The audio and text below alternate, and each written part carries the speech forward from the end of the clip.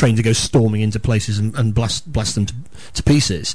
They're not really designed for doing peacekeeping operations. So there was an element of foolishness at the very least in using the paras on that day, and there were alternatives. But I think what seems to have happened is that the premeditated plan to shoot a few so-called, local hooligans has been brushed under the carpet here again. The army as an institution has been blamed, but it's been blamed in a sort of, they overreacted sort of a way.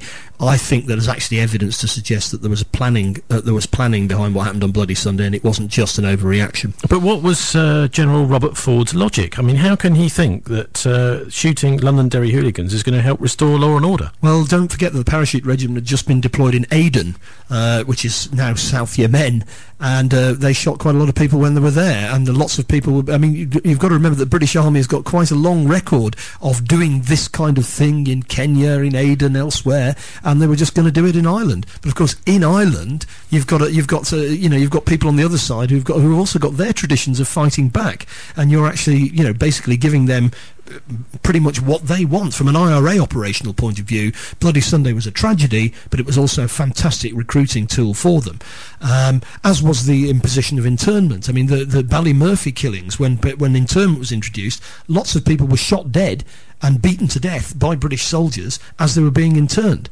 and that's another.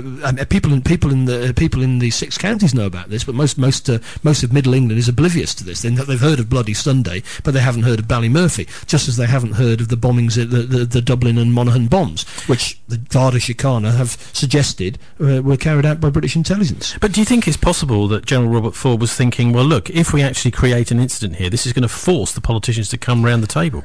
I think they were basically doing what the British Army has often done, which is the idea that brute force will get you what you want. And of course, after 30 years of hide and seek with the IRA, they've realised that that's not the way to do things. There was always a possibility of trying to negotiate a way out of this, but it would have required standing up to the Unionists. And of course, the Conservative government of the day had no intention of standing up to the Unionists. They were in alliance with them. It's good to see that David Cameron, as a Conservative Prime Minister, has accepted the Saville Report. But I think what Ivan Cooper, who was one of the leaders of the civil rights movement on the day and a Protestant, said is that the senior officers have got off very lightly here, and I think they have. Now let's have another listen to Richard, and here he's talking about the role of Prime Minister of the day, Edward Heath. The former Prime Minister Edward Heath testified in the inquiry that there was no standing government issue of a shoot-to-kill policy then.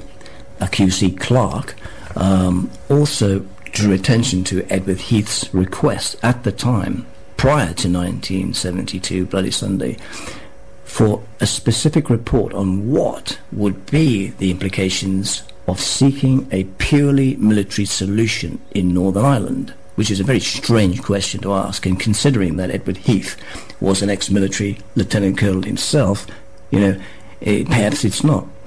Heath then contradicts himself when he is asked in the inquiry and says that decisions were made by military officers alone on the scene as to what action to take, and yet he's previously asked for a military report.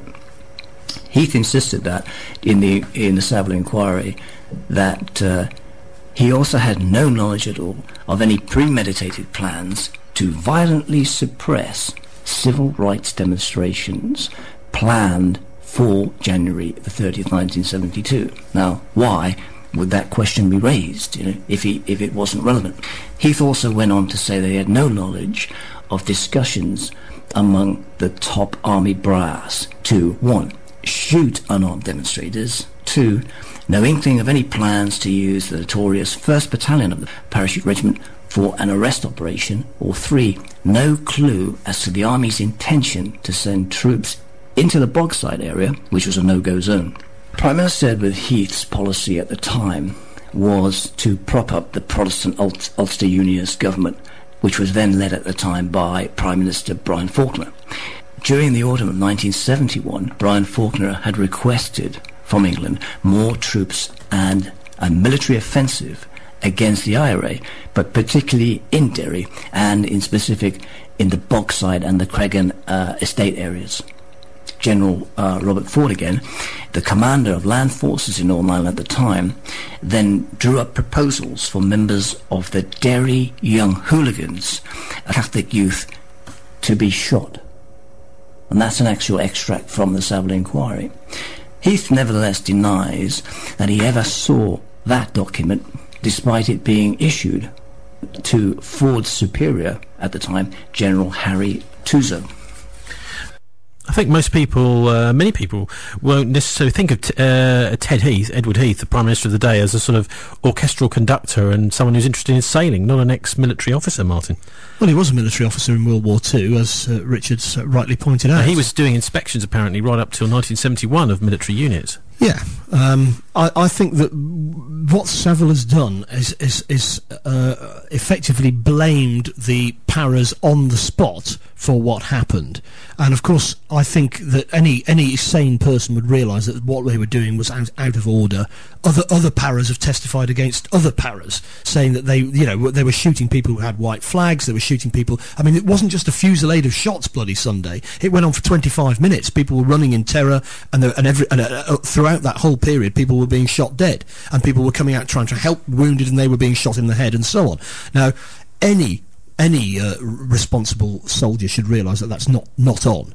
But to a certain extent, those frontline troops were responsible for what they were doing and their own actions. I mean, certain paras shot and others did not. Yeah, so some paras did not misbehave on that day and others did. But I think we've got to look really more at the background of the military leadership and the political leadership. There was a definite idea that by showing the smack of firm government, I mean, the Bogside was under the control of the nationalist community, of the IRA. It was a no-go area. Now, of course, eventually that in Operation Motorman, that was got rid of. But I mean, at least some element of the truth has come out. I do sympathise with those on the Protestant side and on the British side, saying, well, there's an awful lot of other things that were not looked into. That's true. And in actual fact, there's an awful lot of things the British Army have done which were worse than Bloody Sunday, which haven't been looked into, like the activities of the Force Research Unit and the Brigadier, or then Colonel Gordon Kerr, who was actually commissioning terrorist acts, far more dangerous and far more sinister than shooting to kill in a demonstration.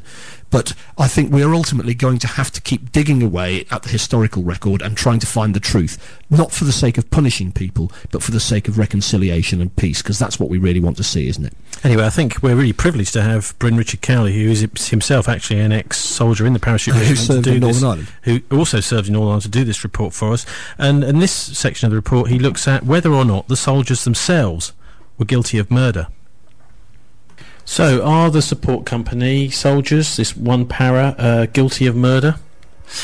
In short, well, yes. The Saville Report says particularly concisely that they are. It goes on to say that the Saville inquiry has strongly condemned the behaviour of the soldiers who opened fire that day, and it says that there were a serious and widespread loss of fire discipline. Soldiers were motivated by fear and panic. And there were also, it says, soldiers who were specifically not motivated by fear or panic, but both are guilty of shooting at unarmed civilians. What about prosecutions, potentially?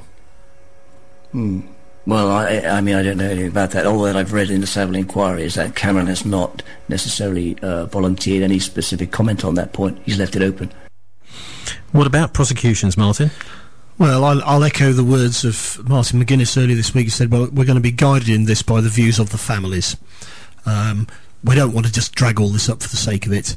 There's got to be what we ought to have done in the inquiry, in my view, is to say to people, if you tell us the truth, we will guarantee that you won't be prosecuted, because we want to find out what happened. We're more interested in that than in pointing the finger of blame.